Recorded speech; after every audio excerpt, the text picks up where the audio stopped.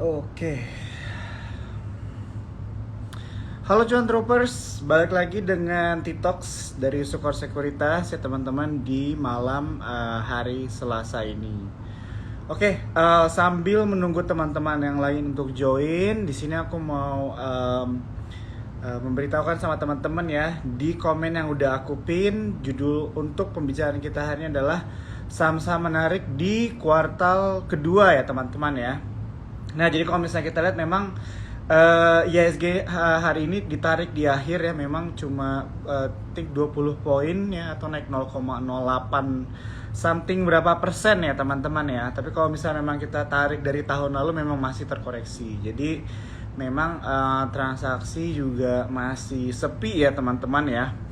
Nah, jadi pada malam hari ini kita ada kedatangan um, influencer begitu ya di pasar modal yang pasti teman-teman juga udah kenal ya, adalah Ko Alex ya teman-teman ya. Jadi Ko Alex ini adalah financial advisor dan juga co-founder dari Rintisan ID begitu. Nah, buat teman-teman di sini kalau misalkan ada pertanyaan, boleh aja langsung di comment section ya. Pasti baik banget pertanyaan. Mungkin ada sahamnya yang lagi nyangkut gitu kan, atau mungkin ada pertanyaan saham-saham menarik apa aja. Nah, ini pembahasannya ya. Jadi kita akan melihat di kuartal kedua ini kira-kira ada sektor apa saja yang menarik, saham-saham apa aja yang menarik, atau mungkin ada sentimen-sentimen apa yang perlu kita perhatikan. Misalnya ada yang belum punya akun RDM, buka di eform.sukorsekuritas.com. Oke.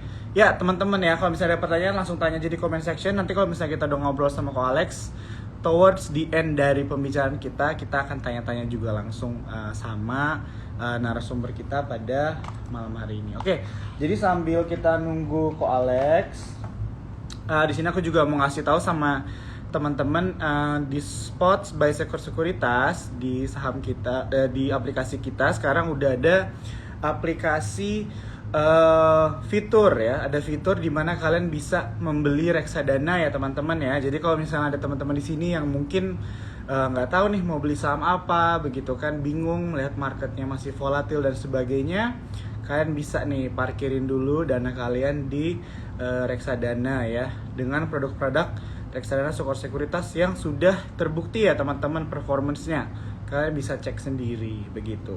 Nah, kalau misalnya ada pertanyaan lebih lanjut lagi tentang reksadana, kalian bisa DM aja langsung di Instagram Sukor Sekuritas, atau hubungi mungkin ada customer service juga ya kalau misalnya ada pertanyaan seputar tentang aplikasi atau perihal cara membuka akun di Sukor Sekuritas. Oke, kita coba dulu ya, lihat Ko Alex kalau misalnya ada request, coba kita tanya. Oke, kita invite teman-teman yang nanya ya tentang BBRI dan sebagainya. Nanti kita coba tanya juga sama Ko Alex, kira-kira bagaimana nih kita strategi berinvestasi di saat market seperti ini. Halo bro, Halo, apa kabar? malam-malam. Nah, ketemu lagi Baik, nih. baik, baik. Ini yang kedua kali ya bro ya kita ya. Yes. Dulu kemarin kuartal 1 ya. Iya, sekarang kita kuartal 2 gini ya, membahas tentang kuartal 2 nih, potensi-potensi begitu.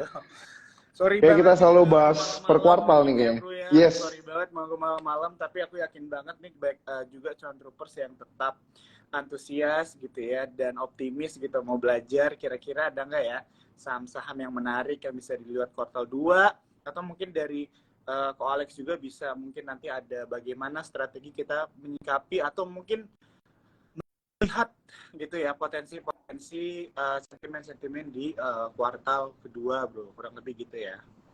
Yes. Oke, jadi Oke. ya, jadi kalau misalnya kita lihat dulu mungkin kalau langsung kita masuk ke topiknya begitu ya. Kira-kira kan kayaknya kita udah live berapa kali, memang sebenarnya kondisi market memang masih terkoreksi bro ya dari awal tahun begitu kan. Nah, kalau misalnya ngelihat sekarang nih, transaksi kan cukup sepi bro ya, kayaknya nggak lewat 8T kali ya. Iya, ya Nah, kurang lebih masih sama sih 8T. Meskipun iya. ini jamnya udah dipanjangin, aku lihat Nah, sih masih sama. betul. Betul, betul, betul. Kemarin jam 4 terakhir ya, udah dipanjangin tetap aja masih sepi Iya, ya. iya Nah, 2 hari terakhir ini kan harusnya udah jam 4 kan, tapi ya iya, iya, masih iya. nggak nambah lah. Nah, oke. Jadi bagaimana nih kira-kira tanggapannya Bro Alex nih melihat keadaan sekarang nih dari kondisi market kita? Mungkin bisa diceritain atau dijelaskan sedikit buat teman-teman cuan troopers yang lagi nonton. Oke, oke. Nah, kalau untuk market sendiri ya teman-teman. Oh ya, sebelumnya perkenalkan namaku Alex. Mungkin buat para cuan troopers yang belum kenal gitu kan. Nah, jadi saya financial advisor di sini. Nah, kebetulan ibaratnya kalau bidang investasi ya saya mempelajarinya juga lah.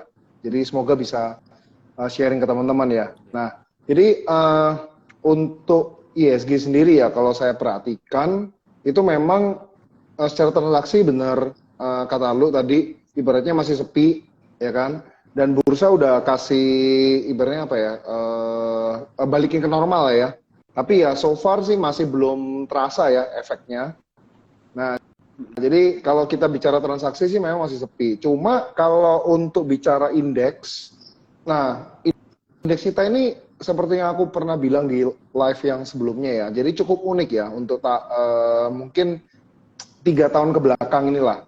Karena banyak IPO-IPO yang jumbo, ya kan. Ibaratnya kalau dulu kan yang mempengaruhi indeks kita kan mungkin bisa dibilang perusahaan yang conventional way ya, dalam artian kayak misalnya HMSP, terus mungkin consumer good kayak Unilever, Indofood dan lain sebagainya, atau perbankan ya terutama gitu.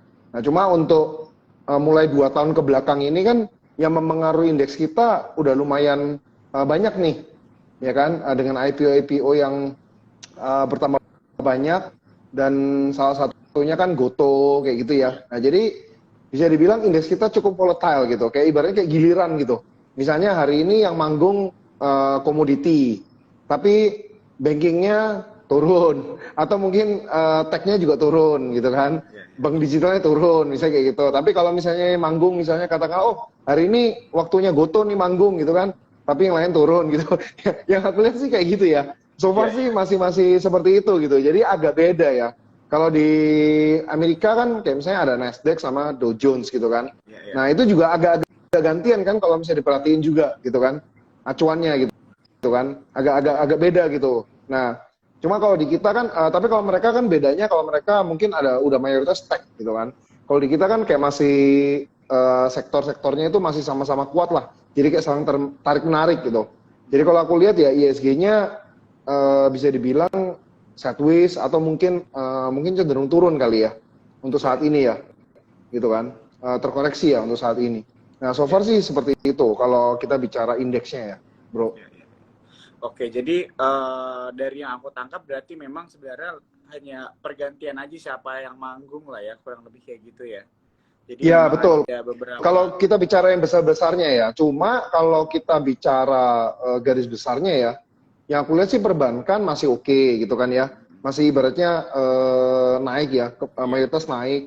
Terus big banks ya terutama. Terus beberapa saham yang ibaratnya year to date-nya juga bagus tuh juga banyak gitu. Jadi kalau kita bicara indeks, memang seperti itu kondisinya. Tapi kalau kita bicara beberapa saham yang misalnya teman-teman ibaratnya nggak terlalu peduli nih sama indeks gitu ya.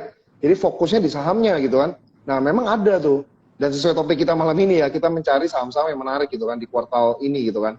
Jadi ada gitu yang saham-saham yang memang sudah mengalahkan indeks bahkan kan kayak gitu. Wah, oke. Wah, ini menarik banget nih ya. Jadi ini bisa dibilang seperti pertanyaan pembukaan untuk kita semakin lebih penasaran nih kira-kira saham-saham menarik apa aja nih yang mau di-share sama Bro Alex nih kira-kira.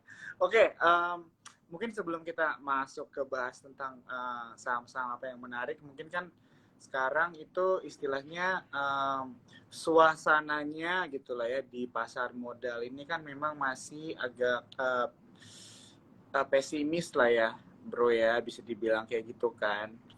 Banyak terdengar kata wait and see, kata sepi, begitu kan. Nah kira-kira ada sentimen apa bro yang sedang berputar atau sentimen yang sedang digaungkan gitu kan oleh banyak media atau mungkin apapun lah gitu yang bisa mengakibatkan banyak pelaku pasar modal itu sedikit takut gitu atau berinvestasi atau mungkin bisa dibilang lagi hold cash gitu kali ya. Mungkin bisa di-share nih sama teman-teman John Troopers, buat teman-teman mungkin di sini yang nggak terlalu ngeh gitu kan, kira-kira ada sentimen apa sih yang mengakibatkan kondisi market kita itu seperti sekarang. Oke, jadi kalau kita bicara top down analisis gitu ya, ibaratnya kita mau tahu dulu nih, oh kondisi globalnya seperti apa gitu kan. Iya. Jadi sebenarnya kita masih ada apa ya, kayak efek dominonya ya sejak tahun 2020 nih. Kalau aku lihat ya, masih ada efek dominonya. Di mana 2020 itu COVID, terus 2021 itu ibaratnya eranya digital, ya kan? Karena dianggap, oh kalau udah COVID nih nanti kita nggak bisa kemana-mana, jadi digital ini manggung gitu kan. Dianggap kayak masa depan, transformasi yang cepat dan lain sebagainya.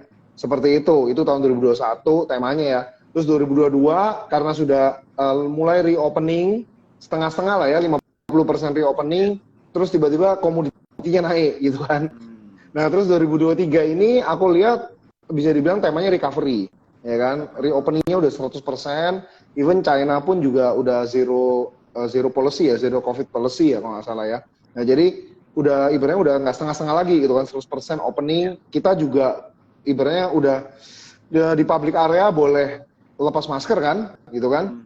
Nah jadi ibaratnya sudah mulai kita bilang recovery ya, kayak balik zaman dulu lagi gitu, zaman sebelum COVID gitu, pra-pandemi. Nah itu kalau kita bicara top down ini seperti itu. Nah cuma dalam posisi recovery ini, kalau kita bicara global itu ada beberapa yang apa ya, kayak memberikan dampak lah ya kepada market gitu.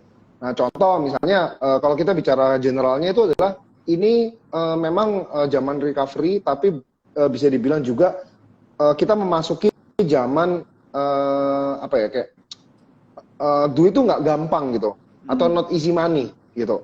Lain sama tahun 2021, di mana kita mau masuk instrumen apapun, kita bisa cuan, ya kan?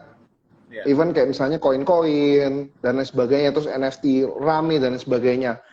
Nah, terus startup juga demikian. Nah, cuma karena kondisi pandemi itu ibaratnya menekan dunia, nah diperlukanlah yang namanya naikin suku bunga gitu kan untuk menekan inflasinya. Nah, jadi karena naikin suku bunga terus, akhirnya easy money-nya itu ibaratnya uang yang beredar di dunia ini jadi berkurang gitu kan, dan memang harapannya seperti itu. So easy money-nya jadi berkurang juga. Ya kita bisa lihat dari startup yang ibaratnya mulai kesulitan untuk burning money, ya kan. Mereka harus dipaksa untuk cetak cash flow-nya lebih baik, terus ya kalau bisa profit gitu kan, ya kan, yang rugi-rugi itu bakar duit itu harus profit dan makanya ada layoff dan lain sebagainya kayak gitu. Ya itu balik lagi karena easy money-nya gitu kan. Terus kemarin juga ada peristiwa SVB ya.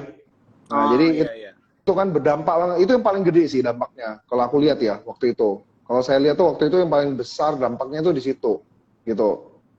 Nah jadi itu yang lumayan bikin goyang dan beberapa orang jadi wait and see. Jadi sesuatu itu banyak yang nggak pasti sih. Contoh kalau yang akhir-akhir ini malah kalau dilihat ya, itu komoditi lagi manggung lagi nih. Mulai dari kebijakan apa namanya dari OPEC ya, oilnya di cut nih supply-nya. Wah itu udah kaget juga kan, ya nggak nyangka gitu. Kalau misalnya teman-teman lihat di apa namanya di gilfnya saya dengan Sukor kuartal 1, ya saya akui aja saya ada yang salah tuh di situ. Kenapa saya bilang waktu itu kan Joe tanya ke saya, gimana untuk coal gitu kan. Saya bilang ya coal udah terlalu tinggi, dan benar sih memang coal udah terlalu tinggi gitu kan. Waktu itu dan memang benar turun gitu. Cuma saya pikir ya udah akan turun normalize kayak let's say di bawah 200 gitu. Ternyata enggak gitu kan. Malah naik lagi, dan ini supply di cut lagi nih oil. Itu akan ada implikasi lagi nih. Tapi nanti jangan jadi lingkaran setan ya. Jadi implikasinya ke inflasi lagi. Waduh, itu gawat sih.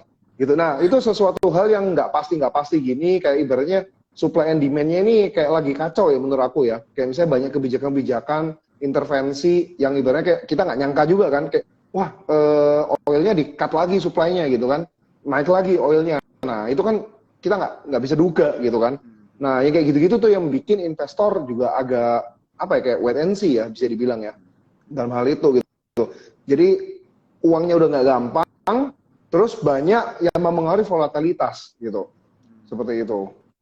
Yang aku lihat seperti Wah, itu ya, gambaran simpelnya ya. ya. Wah, ini menurut aku nggak simpel ya. Ini cukup istilahnya padat juga gitu ya, dengan cara yang singkat untuk menjelaskan buat teman-teman cuan troopers gitu ya, kira-kira sentimen apa aja yang berputar gitu kan, yang menyebabkan banyak investor itu wait and see lah ya gitu di pasar modal kan. Bener banget bro. Jadi memang yang kemarin itu kalau nggak salah minggu lalu aku juga tuh sempet ada IG live sama Olivia Louis gitu kan, dan memang kita membahas tentang SVB juga begitu kan, dan ya, itu kan istilahnya walaupun sudah kelar tanda kutip gitu kan ya, udah di buyback istilahnya kan sama Pak, tapi itu kan istilahnya masih tip of the iceberg dengan apa yang akan terjadi setelah itu begitu kan. Mungkin Ya, akan ada domino effect, mungkin akan ada bisa rentetan jadi. terjadi lagi. Betul. Begitu kan. Jadi mungkin banyak orang itu play safe juga begitu kan. Betul. Dan tadi ya, dan tadi juga Bro Alex mention tentang easy money itu benar banget ya gitu. Jadi mungkin juga memang sekarang banyak orang mungkin transaksinya sepi gara-gara dulu menikmati istilahnya zaman angkatan COVID gitu ya. Wah, semua investasi naik gitu Iya, kan. Semua iya, investasi gitu ya. Nggak cuma ngomongin saham nih, kayaknya semua investasi tuh seru aja gitu kan. iya betul. Tapi Mau sekarang mau masuk dimanapun pasti iya, cuan gitu kan. Dulu kayak betul gitu. betul. Ya, tapi sekarang reality udah mulai hit gitu kan, dan ternyata investasi itu memang naik turun begitu kan. Tapi yang aku sempat obrol juga sama beberapa influencer juga kan, ya inilah siklus dari berinvestasi ya bro ya. Yes, Ya, betul. ya jadi Bro Alex pasti udah tahu begitu ya, buat teman-teman mungkin yang baru mulai investasi mungkin kiranya investasi itu selalu naik gitu kan, hype akan Yes. selalu naik gitu kan, Ya, padahal tidak seperti begitu, naik turun begitu kan.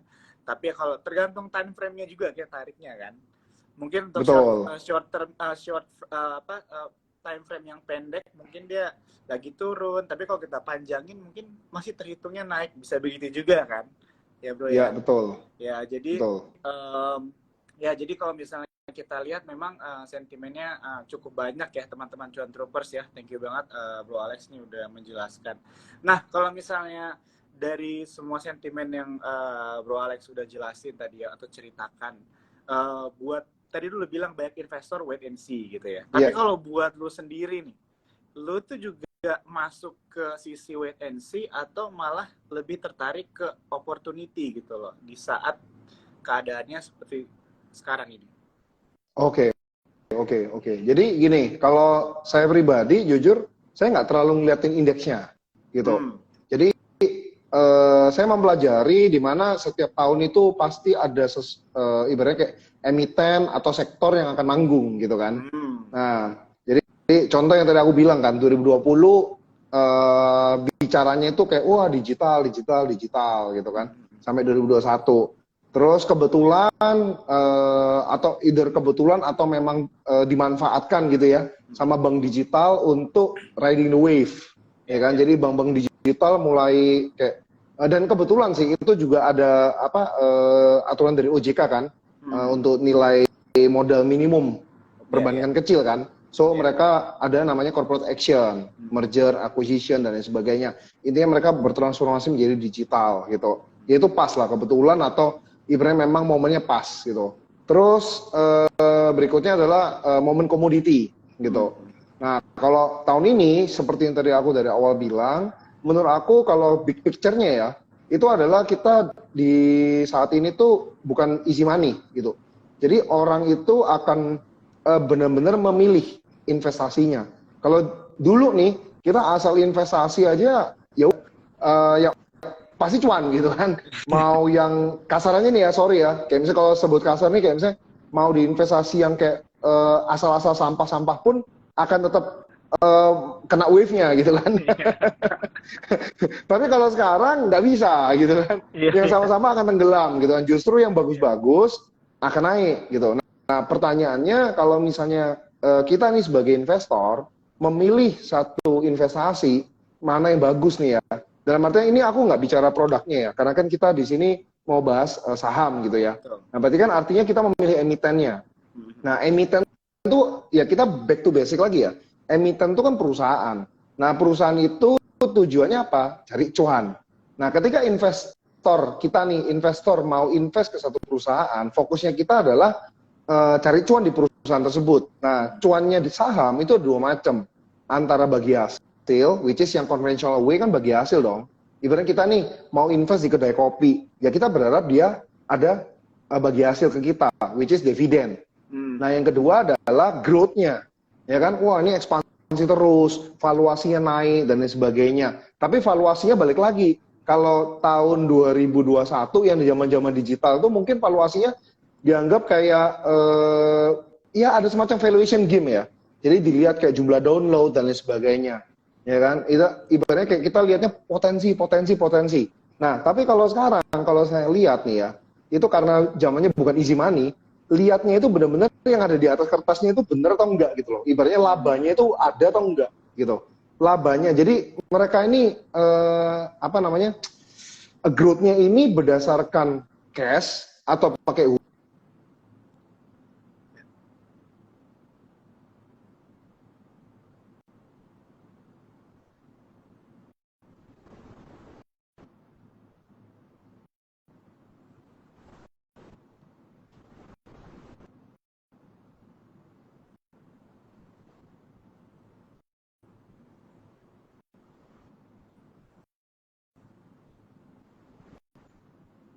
Sebentar ya, ini aku nggak kayak Halo? ya, Keputus ya? Keputus tadi ya? ya. Iya, keputus bro tadi. Oke, jadi aku ulang dikit ya. Jadi Boleh. karena zamannya bukan easy money, jadi fokusnya investor sekarang itu mencari perusahaan-perusahaan yang memang bisa memberikan dividen, yang tadi aku bilang bagi hasil, Iya. atau punya growth yang bagus. Tapi growth-nya ini ibaratnya bukan valuation game lagi, jadi bukan lihat kayak opportunity dan lain sebagainya, tapi mereka lebih lihat ibaratnya, oh ini ekspansinya pakai labanya, di reinvest, atau mereka akuisisinya pakai ibaratnya dananya mereka dan lain sebagainya, atau mereka berusaha mengurangi hutang dan lain sebagainya. Nah, itu lihatnya di situ sih. Jadi growth-nya dilihat situ. Jadi ibaratnya harga sahamnya tuh naik ketika investor melihat, wah ini keren nih, dividennya besar, jadi saya mau invest. Yang kedua, oh ini perusahaan memang labanya bener ada nih gitu loh, ada duitnya. Kasarnya itu perusahaan ini menghasilkan duit. Jadi labanya itu bukan laba-labaan nih, gitu. Kadang-kadang ada yang perusahaan yang laba-labaan tuh tidak, dalam artinya kayak misalnya, oh dia floating profit gitu terhadap dia invest ke anak perusahaan mana gitu. Tapi kalau ini adalah laba beneran. Nah, laba beneran itu apa? Ya kita lihat dari cash flow operasional. Beneran bisnisnya itu muter nih gitu loh. Nah, saya lihat tuh dari situ tuh. Nah, teman-teman bisa cek tuh, kalau filter dengan laba-laba yang bagus-bagus itu, lihat aja saham-sahamnya rata-rata year to date udah naik semua. Udah positif semua. Ya. Gitu, yang aku lihat ya. Wah, ini menarik banget ya jawabannya Ko Alex. Jadi mikir juga nih aku nih. Jadi kalau yang aku dapat benar ya teman-teman ya. Jadi kalau misalnya mendengar tadi yang baru dijelaskan itu adalah memang sekarang itu tadi berulang kali sebenarnya Ko Alex sudah mention tentang this is not the time for easy money anymore begitu ya. Yes. Jadi secara tegasnya juga bisa dibilang ini this is the reality of investing gitu kan. Jadi nggak selalu gampang juga, dan tapi dibilang juga tadi sama Ko Alex bahwa inilah saatnya kita untuk belajar bagaimana cara kita menganalisa suatu produk investasi kita begitu bro ya. Tadi Ko Alex kan mention tentang dulu kayaknya secara kasarnya investasi di mana aja kayaknya cuan-cuan aja gitu ya. Kadang-kadang gue pernah iseng juga sih ngecek gitu ya beberapa aplikasi investasi. Kadang-kadang serem juga gitu loh foto KTP gue untuk ini. Tapi kelihatannya kayak UI-nya tuh kayak nggak meyakinkan, tapi cuan-cuan juga gitu kan. Kayaknya ini back tiba-tiba banget aplikasi investasi gitu kan. Wah ini luar biasa banget sih tahun-tahun kemarin itu ya. Cuma ya ada sedikit goyang di ekonomi secara global, bahkan sampai ada fear-nya di domestik juga. Akhirnya the real ya produk-produk investasi yang sudah apa ya bisa dibilang sudah dari lama lah yang akhirnya benar-benar balik lagi lah istilahnya bisa dibilang gitu ya, pelaku pasar modal nggak coba-coba lagi lah main-main keluar begitu kan. Betul, jadi back to basic-nya ya. Iya, back to basic. Jadi tadi juga Ko Alex juga mention bagaimana kalau kita menganalisa tadi contohnya ngomong tentang saham itu adalah dari bagi hasil begitu ya, dari dividen dan juga bagaimana kita melihat dari labanya tapi bukan laba-labaan gitu ya. Jadi ada Betul. memang cara analisanya tadi salah satunya contohnya ngelihat dari cash operational gitu bro ya. Dan Yes, bagaimana mereka benar. contohnya mengakuisisi sesuatu, dananya dari mana, ya kan? Berarti bisa dibilang sih Ya, sebenarnya lebih ke arah melihat fundamental kali bro ya, balik lagi lah ya dari betul. Balik perusahaannya. lagi ke fundamental sih. Ya, tapi Hmm. kadang kan ada orang yang fundamentalnya itu mereka cuma lihat sekedar PRPBV gitu kan. Ya, ya, ya, ya, ya, ya, ya. Gitu. Wah. Padahal itu kan historical yang benar-benar historical, terus belum belum tentu menghasilkan duit juga, Hmm. Ya, ya, ya, gitu. ya. Ya, betul, betul. Jadi memang menarik banget sih teman-teman ya. Kalau aku bilang sih sebenarnya cara analisa angle untuk melihat sisi fundamental suatu perusahaan tuh banyak ya bro ya sebenarnya ya. Aku jadi Yes, tertarik sih benar. teman-teman. Mungkin nanti kapan-kapan ke depannya kita bikin sesi T-Talks lagi cara cara Alexander Harjo menganalisa perusahaan secara fundamental. Kita bikin gitu nanti topiknya ya bro ya. Nextnya ya. Oke, sebentar ya. Ini kayaknya kita sedikit terputus lagi. Oke, sambil menunggu kita terkonek lagi mungkin ya.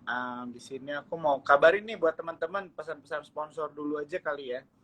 Jadi, oh udah balik. Halo bro, halo. Udah ya, Udah udah ya. Ya agak koneksinya agak sedikit terganggu ya kita berdua ya. udah Ya, balik kan? ya. Mungkin ya sebelum aku mungkin lanjut ke pertanyaan, di sini aku mau kasih informasi dulu buat teman-teman Cuan Troopers yang nonton pada malam hari ini. Kalau misalnya kamu nonton, jangan lupa ya screenshot pembicaraan atau TikTok malam hari ini dan post di sosial media kalian dan akan dipilih 3 orang.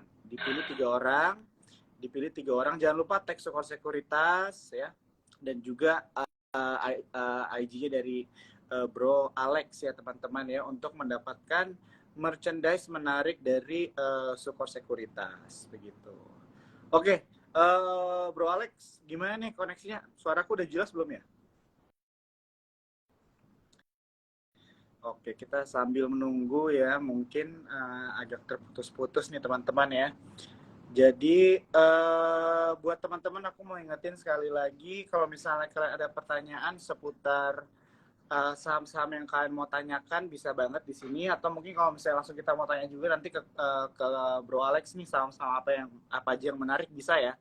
Tadi di awal aku lihat nih ada yang nanya tentang beberapa emiten-emiten banking nanti kita tanya juga nih sama Ko Alex karena pembicaraan TikTok kita pada malam hari ini kita hanya sampai jam 9.30 jadi jangan disia-siakan waktunya untuk kalian nanya langsung sama Bro Alex. Oke bro, mungkin langsung aja kali ya. Mungkin gue langsung nanya nih sebelum kita masuk ke saham-saham yang menarik.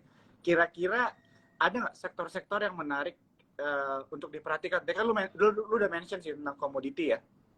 Gitu Ya, kan salah satunya. ya Mungkin bisa komoditi juga. mungkin bisa di-share nggak kira-kira kenapa komoditas itu bisa menjadi salah satu sektor yang menarik nih untuk dipantau buat teman-teman Cuan Oke, Troopers.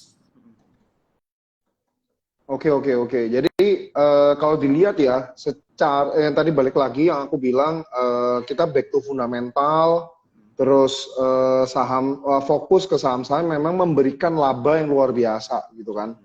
Jadi kalau aku lihat sih so far salah satu sektor yang bisa dibilang kayak real duitnya itu ada itu komoditi ya kan, by coal, terus Ya. tapi mesti dilihat lagi ya.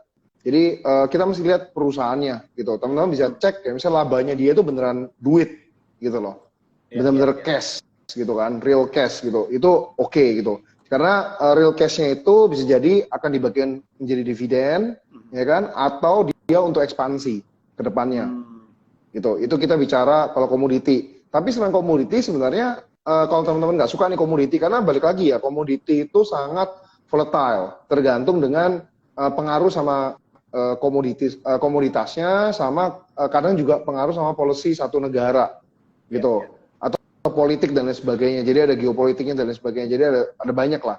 Nah, kalau misalnya mau yang lebih sedikit tidak berisiko, ya kita bisa lihat emiten perbankan. Atau kalau misalnya teman-teman mau lihat lagi yang tidak berisiko, bukan tidak berisiko ya, less risk ya, itu kita bisa lihat beberapa apa ya, kayak kita bisa lihat lah datanya beberapa barang nih atau consumer ya, yang berhubungan dengan consumer, yang ibaratnya datanya itu dari COVID nih ya, sampai hari ini tuh bagus terus gitu. Contoh nih, misalnya satu-satu ya aku open, misalnya contoh kayak mungkin langsung kayak emitennya kali ya. Contoh Boleh, kayak boleh. MAPI deh. MAPI kemarin laporan keuangan teman-teman bisa cek gitu. Operasionalnya tuh luar biasa banget gitu. Jadi revenue-nya growth, labanya growth. Kalau orang bilang resesi kayaknya nggak berlaku sama buat segmen kelas itu. Yang belanja di Sogo dan lain sebagainya. Dan itu aku udah ngomong waktu itu kan, kalau nggak salah ya nggak sih. Nah, waktu itu nggak tahu sama Daniel atau sama Joe ya waktu itu IG live-nya. Aku bilang salah satu yang menarik setelah COVID ini ternyata nggak terlalu pengaruh sama segmen kelas atas, menengah ke atas. Yang ibaratnya belanja-belanja di emitennya MAPI. Gitu. Itu contohnya. Terus kalau kita bisa lihat lagi sektor yang lain adalah sektor otomotif.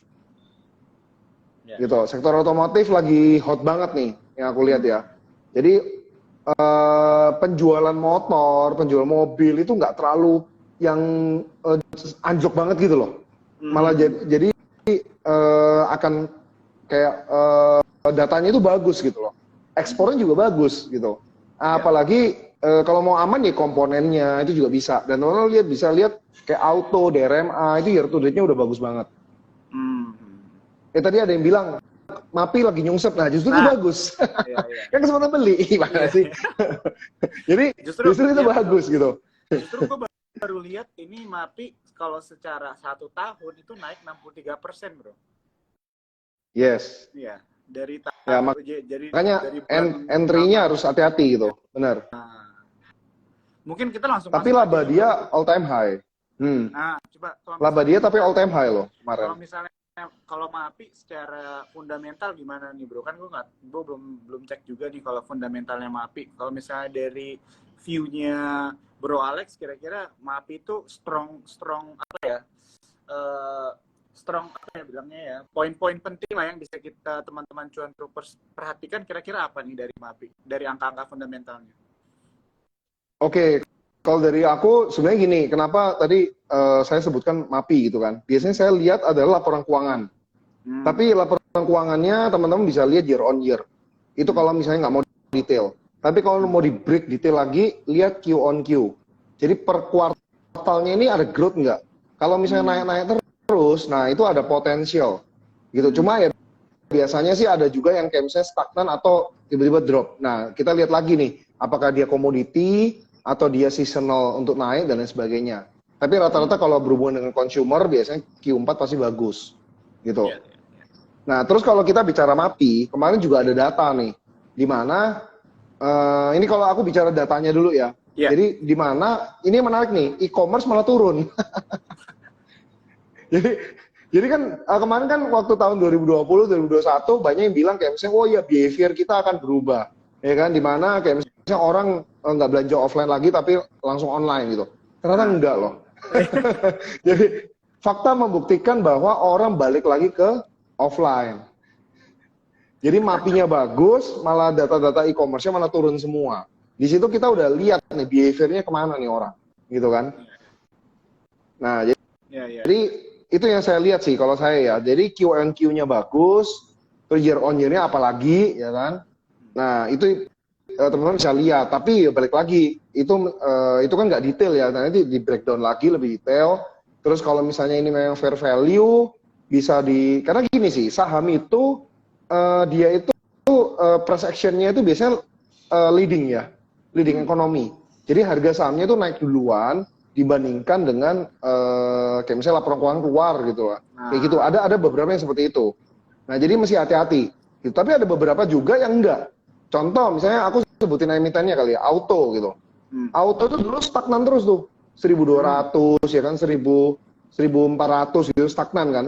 Saya liatin tuh, wah sideways terus. Terus pair-nya juga murah gitu kan.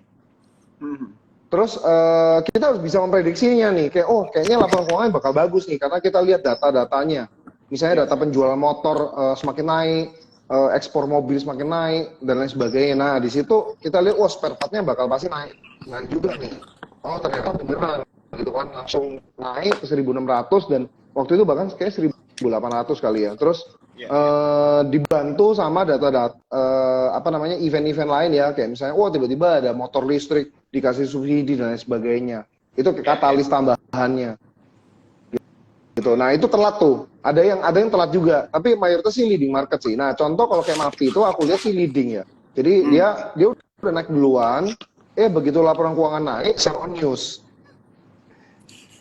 Gitu. Tapi kita harus manfaatin. Jadi ketika sell on news biasanya orang akan jual itu juga agresif jual ya kan, sama kayak beli ya. Jadi FOMO jual sama FOMO beli itu pasti akan ada. Gitu. Nah kita manfaatin tuh. Kalau misalnya memang harganya udah kayak, wah ini ada potensi masuk, either by fundamental atau by technical, ya teman-teman masuk. Ya. Oke. Wah, ini menjelaskan banget ya buat tadi yang ada nanya tentang MAPI dan juga yang concern tentang harga MAPI gitu ya. Ini tadi ada yang bilang hati-hati Pak jatuh. Iya tadi HP-nya jatuh, sorry ya teman-teman cuan troopers. Padahal gue kayak, waduh, nih gue yang apa nih, pusing bagaimana nih? Iya. Waduh. Jatuh, HP jatuh, semuanya jatuh ya nggak? Aduh. Oke bro, thank you nih. Jadi mungkin di sini sebenarnya ada beberapa pertanyaan dari teman-teman cuan troopers, tapi mungkin gue mau kasih waktu dulu mungkin buat lo aja gitu, langsung share kira-kira ada nggak nih saham-saham yang buat teman-teman cuan troopers bisa pantau, atau saham-saham yang menarik nih kalau misalnya dari reviewnya Bro Alex sendiri. Oke, kalau saya sekarang lihatnya itu balik lagi ke laporan keuangannya, saya lihat, ya kan. Terus saya lihat trennya ya. Jadi laporan keuangan tuh nggak kayak, oh lihat laporan keuangan bagus gitu kan. Tapi kita lihat trennya, gitu. Jadi terus apa yang buat dia laba itu juga penting. Nah contoh nih ada yang ngomong tadi kan, asal gimana ya? Nah itu jujur saya juga kemarin, ya ini aku buka aja. Kemarin aku sebagian cut loss itu asal. Jadi udah untung. Terus saya masuk lagi gitu kan. Saya pikir bakal bagus nih gitu kan. Nah, tapi setelah cek keluar laporan keuangan, wah ternyata ini ya nggak oke gitu. Tapi nggak tahu ya, disclaimer on ya teman-teman ya. Karena bisa jadi udah price in gitu. Cuma kalau saya pribadi, saya memilih untuk lepasin gitu kan. Saya memilih untuk lepasin, kenapa? Karena saya lihat ini potensinya kurang bagus. Karena dia apa namanya, ruginya itu karena kayak misalnya antara aja rugi beban dan lain sebagainya gitu. Cuma kemarin waktu saya masuk, kenapa saya masuk? Karena kok ini fair value banget nih, kok dihargain sebelum dia ada antaraja, divisi antaraja gitu kan, sebelum ada startup itu. Saya pikir oh dia turun terus nih karena mungkin karena tech ketakutan di tech dan lain sebagainya. Tapi ternyata setelah dilihat laporan keuangannya, wah seperti ini gitu kan, makanya udah leading duluan gitu kan. Jadi kalau misalnya masih ada hijau-hijau dikit gitu kan, masih naik-naik, mungkin udah price in. Tapi ya balik lagi, kita masih waspada. Saya sendiri memilih untuk buang dulu gitu kan, untuk melihat dulu nih gitu kan, wait and see dulu nih. Yang model-model kayak gitu saya wait and see. Tapi kalau misalnya wah saya lihat trennya ini bagus nih, terus kita lihat historicalnya, contoh misalnya kalau saya sebutin kayak misalnya auto gitu kan. Auto berhubungan dengan saya lihat, oh ternyata share terbesarnya dia, market share terbesarnya dia berhubungan sama motor gitu kan, sepeda motor AHM. Saya lihat nih datanya AHM gitu kan, saya lihat data penjual motor. Oh kalau trennya nih ya selama kuartal 1 biasanya akan naik, gitu kan, akan naik. Terutama kalau misalnya pas Lebaran. Nah Lebaran orang pasti biasanya ganti mobil, ganti motor, ya nggak sih?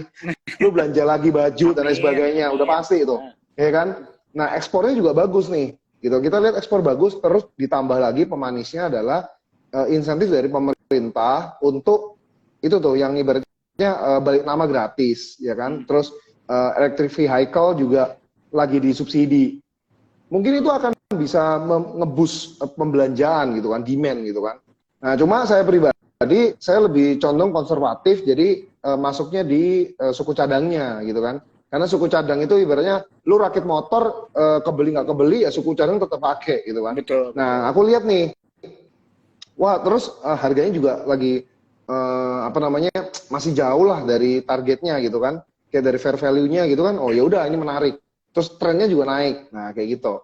Jadi Oh, oke oke mungkin oke. otomotif teman-teman bisa liatin otomotif. Terus kalau misalnya teman-teman masih suka dengan ibaratnya apa ya kayak corporate action itu juga banyak nih. Teman-teman bisa lihat corporate action kayak misalnya yang dalam waktu dekat ya itu yang berhubungan dengan MDKA dan juga Saratoga.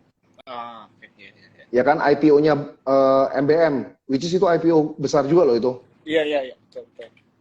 gitu. Nah biasanya kalau IPO saya lihat nggak hanya untuk kayak misalnya oh ini size-nya besar, terus ya kita hitung valuation ya, itu juga boleh, pendekatan valuation juga boleh. Tapi kita lihat dia IPO-nya buat apa, gitu. Nah ini aku bocorin dikit ya, salah satu fungsi IPO-nya MBM itu nanti dia akan bayar ke MDKA, lunasin utang ke Hmm. MDKA, which is MDKA dapat cash, balik Nah, lagi real money-nya tuh di situ.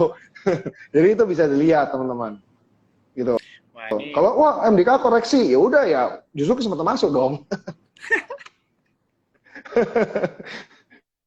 wah ini kita dapat dapat ini ya teman-teman ya, dapat dapat apa ya, dapat insight nih dari Ko Alex nih ya, untuk bisa teman-teman perhatikan atau udah mulai pantau nih dari sekarang nih ya.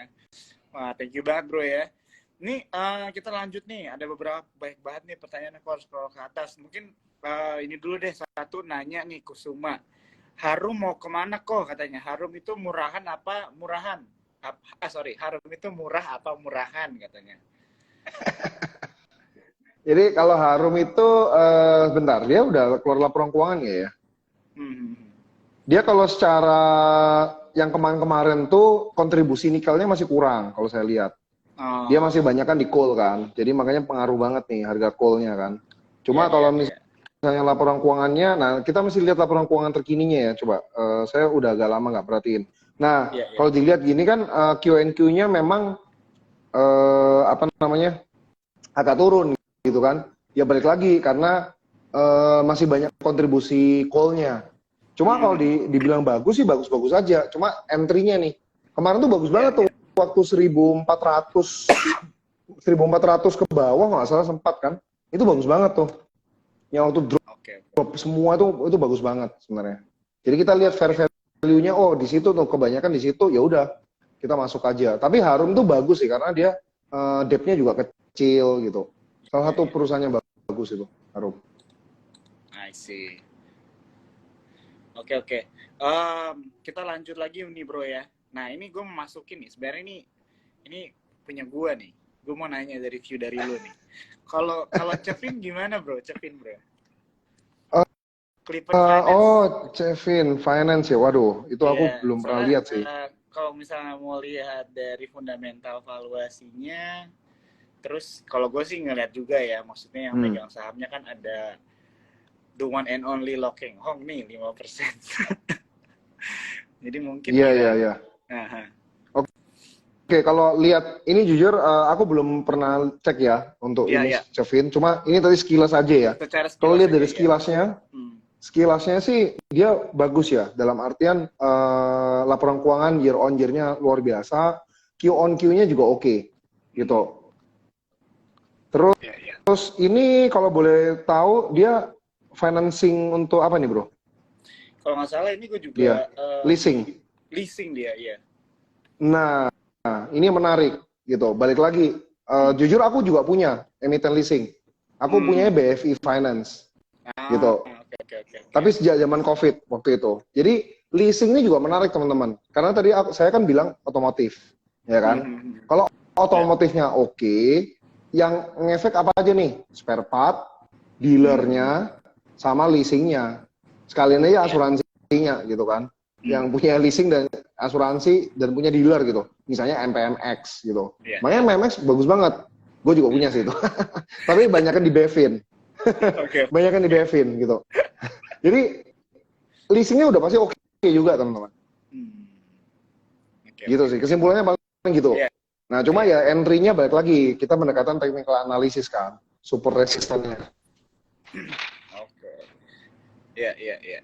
Jadi ya gue juga baru ada dapat ini sih ada yang bilang lah menarik Kevin gitu. Gue coba pengen lihat aja sih sekalian kan, mumpung lagi Ya, TikTok gitu kan. Gue secara laporan keuangan sih oke ya. utilize lu juga lah bro lah ya kan. Gue juga punya kepentingan, gue juga pengen tahu, gue juga pengen belajar, nggak cuma troopers doang gitu kan.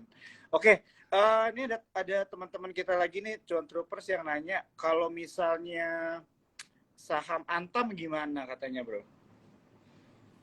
Antam. Nah, Antam tuh juga menarik ya. Kemarin saya lihat kontribusinya dia sudah mulai ke nikel ya.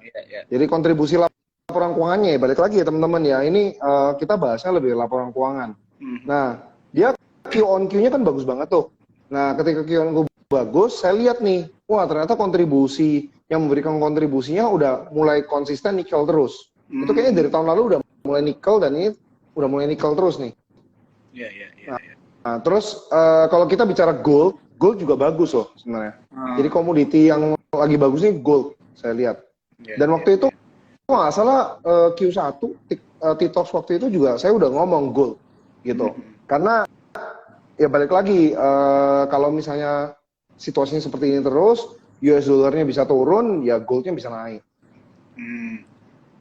Oke.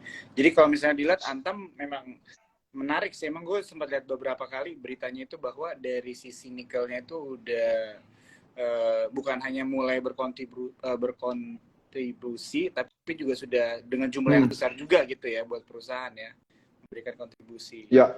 Gitu. Jadi secara fundamental begitu ya, tapi secara singkat juga kita belum masuk detailnya, bisa terlihat menarik lah ya gitu ya, promising juga sih. Betul. Gitu. Potensi kedepannya bisa dibilang cukup besar lah ya kalau misalnya dari goldnya aja secara sektornya menarik gitu kan, ngomongin emas, tapi dia juga yang udah bukan banting haluan sih, cuma ada istilahnya buka lapak baru gitu kan, di nikelnya juga menarik gitu kan. Jadi kan sekarang ada dua lah ya istilahnya yang bisa memberikan keuntungan lah ya buat perusahaan, kurang lebih seperti begitu.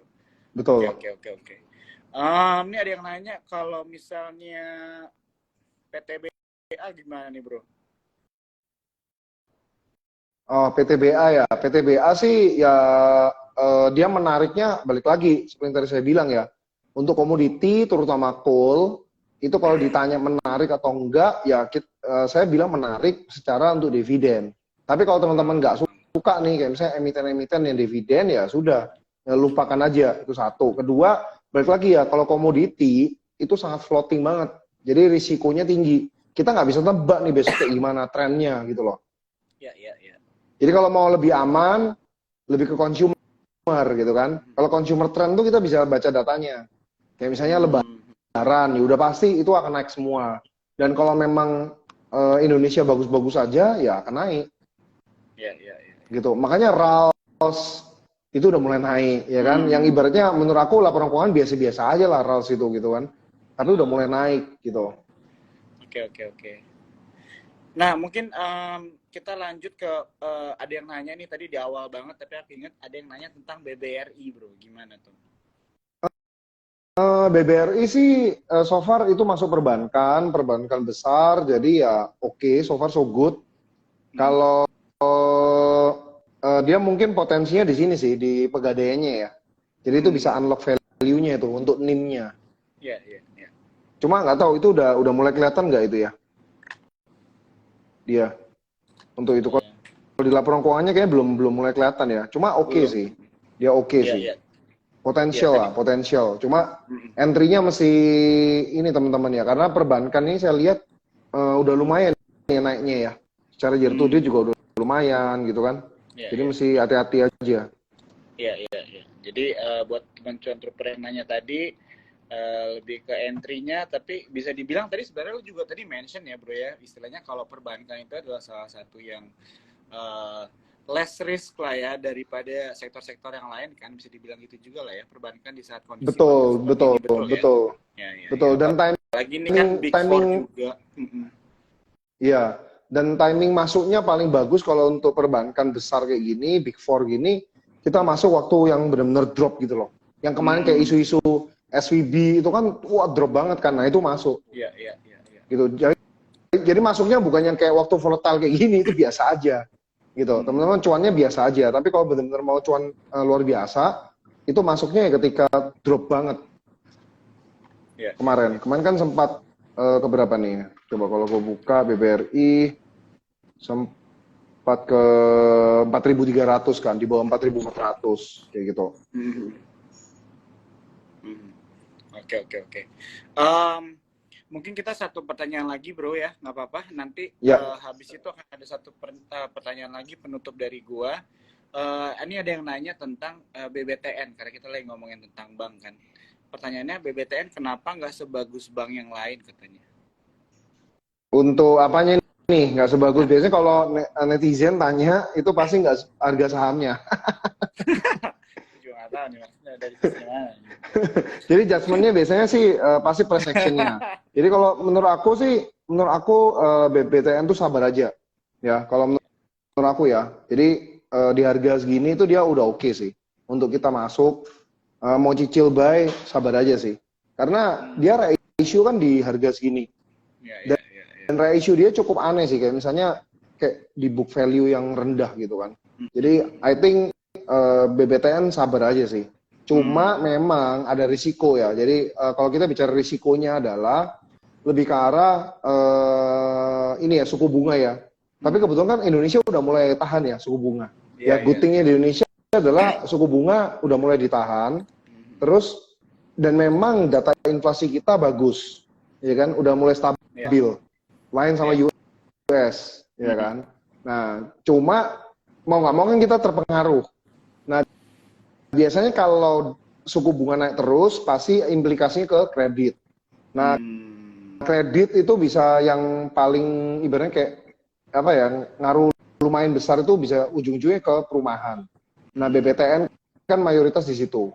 Jadi takutnya dia akan kena pengaruh sih. Jadi tapi kalau bicara valuasinya sih udah oke banget sih ini menurut aku. Iya. Long term view lah ya. Jadi secara valuasi oke, tapi tetap kita harus melihat potensi-potensi yang bisa terjadi juga lah ya gitu. Dan juga penting kayaknya buat kita melihat bahwa melihat komputer lainnya juga sih ya, performance-nya bagaimana, laporan keuangannya penting juga buat kita ya teman-teman, istilahnya untuk bisa belajar bagaimana cara kita membandingkan performance atau enggak kinerja atau laporan keuangan dari satu perusahaan dengan perusahaan lainnya yang suatu industri begitu ya, supaya kita juga nggak hanya istilahnya apa ya terlalu terfokus ke satu saham, kita lupa gitu ada saham-saham lain juga yang lebih menarik sebenarnya begitu ya. Betul. Oke. Mungkin untuk pertanyaan terakhir, gue seneng banget dari tadi kita ngobrol, Bro Alex nih mention tentang kata resiko begitu ya. Jadi kan buat teman-teman di sini pasti udah banyak yang kenal Alex juga ya. Tadi lu perkenalan, tapi menurut gue orang tuh banyak banget kenal sama lu juga gitu ya. Karena kita sering banget sama Bro Alex gitu kan. Jadi Alex ini kan financial advisor begitu ya. Jadi aku suka banget kalau misalnya financial advisor itu kasih rekomendasi atau advice tentang investasi itu tidak gegabah. Jadi kalau financial advisor biasanya memberikan rekomendasi atau tentang investasi tidak gegabah karena mempertimbangkan hal-hal yang lain juga secara financial planning, financial management gitu, dan resiko setiap orang kan berbeda-beda bro, begitu ya. Mungkin dari lu dan gua gitu kan, kita menampung resikonya mungkin cara berbeda gitu kan, duit lu lebih banyak, gua lebih sedikit gitu kan, jadi mungkin lu kalau enggak juga, kalau itu enggak betul.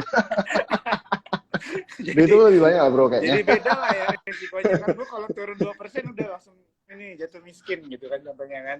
Nah, jadi 2% dari berapa lu? Jadi mungkin pertanyaan dari gua, mungkin ada nggak kira-kira pesan-pesan buat lo, dari lo buat teman-teman Cuan Troopers yang malam hari ini lagi nonton, mungkin ada advice buat mereka mungkin yang lagi pesimis gitu kan, atau nggak mungkin takut berinvestasi atau nggak tahu cara menganalisa market ini, kira-kira lo ada nggak pesan-pesan singkat aja deh bro, dibikin buat teman-teman yang lagi nonton nih malam hari ini? Oke, jadi advice singkatnya kembali ke pernyataan saya di awal tadi, kita di zaman not easy money gitu kan. Kita lihat, kita look up ke investor-investor besar, mereka juga sangat prudent untuk mengelola keuangan mereka. So kita juga harus ngikutin mereka gitu kan. Dimana ya udah kita hati-hati aja nih, kita harus lebih bijaksana dalam hal kelola duitnya kita. Nah, kadang ada orang kayak misalnya wah agresif banget nih di saham gitu kan. Nah menurut aku justru tahun ini ada baiknya kita bagi-bagi juga nih gitu kan. Nggak hanya di saham saja aset resiko, tapi kita bagi coba kayak misalnya ke obligasi. Atau kalau misalnya kayak aduh pusing nih kayak misalnya obligasi mana yang bagus, pakai reksadana aja gitu. Ya gue promosiin juga lah reksadana Sukor tuh one of the best gitu kan. Dan gue juga pakai banyak gitu. Dan kalau nggak salah spot juga bisa beli kan, udah bisa beli kan reksadana di situ kan. Nah jadi kalian bisa pakai gitu. Jadi transaksinya udah nggak manual lagi. Kalau gue kemarin Sukor manual gitu kan, atau pakai aplikasi di luar gitu. Nah sekarang udah pakai spot aja udah bisa gitu, semua udah bisa. Jadi kalau saya pribadi untuk megang klien saya juga infoin demikian gitu. Jadi kalau untuk dana darurat memang masukin aja ke reksadana pasar uang. Kalau misalnya untuk uang sementara dan ya bisa dibilang kayak untuk wait and see juga bisa di reksadana pasar uang juga. Misalnya Sukor Money Market. Terus kemudian kalau untuk yang sedikit agresif ya kan tengah-tengah gitu teman-teman bisa masuk obligasi yang dari pemerintah juga oke. Atau mungkin beli yang punya Sukor stable fund itu oke banget. Bisa 6-7% kalau nggak salah. Terus ya udah sisanya kita masukin saham gitu. Either mau trading atau masukin yang fundamental gitu kan. Kayak gitu. Jadi dibagi-bagi aja teman-teman. Dan di satu aplikasi udah bisa kan sekarang. Iya nggak sih? Betul. Bener nggak? Betul. Gitu kan? Betul. Ya, jadi buat teman-teman di sini kalau misalnya nggak tahu gitu ya mau beli saham apa atau mungkin belum yakin gitu ya. Tadi kan ada beberapa waktu kita ngomong sama Alex nih istilahnya ada saham-saham yang bisa dipantau tapi belum bisa kita take action juga gitu kan karena kita masih menunggu harganya yang pas, targetnya yang pas. Jadi mungkin kita bisa parkirin dulu uang kita di produk investasi lain tadi yang sudah di-mention ya. Kita bisa masukin ke reksadana di Sukor, tapi tidak tertutup juga ya teman-teman ya. Kalau kalian mau beli obligasi langsung, mungkin obligasi pemerintah dan sebagainya juga fair gitu ya buat teman-teman ya semua ya. Karena memang kita kalau berinvestasi itu memang harus pintar. Kapan kita harus bisa ngerti kapan kita mundur, kapan kita berdiam diri gitu dan mulai membeli lagi lah istilahnya begitu ya. Jadi jadi gue thank you banget ya buat Bro Alex nih. Dari awal kita ngobrol sampai sekarang kita udah lumayan belajar banyak ya teman-teman ya. Dalam waktu 1 jam yang cukup singkat ini sebenarnya kita bisa melihat tadi banyak sentimen-sentimen yang terjadi begitu kan. Sektor-sektor juga yang menarik, saham-saham yang menarik tadi udah dibahas juga sama Bro Alex. Dan juga Bro Alex tadi udah menjawab nih beberapa pertanyaan teman-teman ya tentang saham-saham yang kalian mungkin tertarik atau mungkin kalian lagi pegang begitu kan. Dan yang terakhir adalah tadi advice dari Bro Alex untuk kita itu bisa mulai membagikan lah ya atau diversifikasi begitu ya atau melihat bagaimana cara kita mengatur strategi investasi kita gitu ya Bro ya. Betul jadi mesti diversifikasi lah intinya gitu ya. Nanti kita bisa ngobrol-ngobrol lagi teman-teman bisa mau follow saya juga bisa. Nanti di link di bio saya juga ada untuk pendaftaran Sukor, itu masuk di grup saya. Di situ juga bisa konsultasi, silahkan. Gitu. Ini aku suka banget ya, teman-teman juga bisa langsung aja nih buka di Alex Rajo atau kalau mau belajar-belajar juga ada di Instagramnya Rintisan juga Bro ya. Iya. Ya, nah teman-teman ada yang mau mau konsultasi dan sebagainya ada tadi udah dijelaskan ada di bio-nya lu ya Bro ya di Instagram ya. Jadi memang kan kalau market lagi kayak gini tuh emang paling butuh tuh ngobrol sama financial advisor sih memang supaya lebih ngerti lagi dan belajar juga begitu ya. Mungkin nanti kedepannya kita ngobrol-ngobrol lagi lah Bro ya tentang analisa fundamental atau bagaimana cara kita mungkin mengelola portfolio kita, mendiversifikasikan portfolio kita reksadana dan saham, mungkin resiko profile risk dan sebagainya mungkin kita bisa bahas lah ya kedepannya ya. Iya. Oke, thank you Bro. Oke banget Bro ya, thank you banget waktunya udah habis nih. Thank you sekali lagi buat waktunya dan teman-teman Cuan Troopers. Selamat malam, ini nanti di save ya, jadi kalian bisa nonton di IG-nya Sukor Sekuritas. Thank you banget Bro ya. Gue pamit. Ya sama-sama Bro. Sorry sebelumnya putus-putus ya. Mungkin karena Netflix ini kayaknya. Banyak Netflix kan kayaknya. Aman, thank you ya. Udah malam. Bye-bye semuanya. Oke, siap, thank you. Yo.